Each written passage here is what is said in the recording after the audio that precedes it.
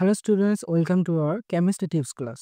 চলো আমরা আজকে জেনে নিই কোনো মৌল পিরিয়ডিক টেবিলের বাম থেকে ডানে গেলে অথবা উপর থেকে নিচে নামলে কি কি ধরনের চেঞ্জেস আসতে পারে। একটা গল্পের মাধ্যমে শিখে নিই। বিক্স আর আইদিত নামে দুজন ব্যক্তি একটি মেয়েকেই ভালোবাসত। তবে বিক্স একটু মোটা থাকার কারণে মেয়ে তাকে ভালোবাসে না, আর আইদিত একটু সুন্দর থাকার কারণে মেয়ে তাকে খুবই ভালোবাসে।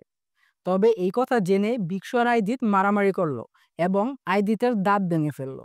তাই তার নাম হয়ে গেল আইত। যেহেতু মেয়ে তাকে ভালোবাসে, আইত যতই মেয়ের কাছে যায় তাদের মধ্যে ভালোবাসা বৃদ্ধি পায়।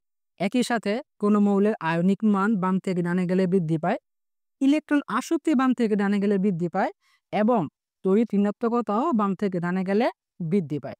একইভাবে বিক্স বাম থেকে ডানে গেলে মেয়ে আর তার মধ্যে ভালোবাসা কমে যায়। একই সাথে বিজারণ মান এবং গলনাঙ্ক বাম থেকে ডানে গেলে কমে যায়। তাহলে উপর থেকে নিচে নামলে কি পরিবর্তন হয়? আসলে বাম থেকে ডানে গেলে যা হয়, উপর থেকে নিচে নামলে তার বিপরীতটাই হয়।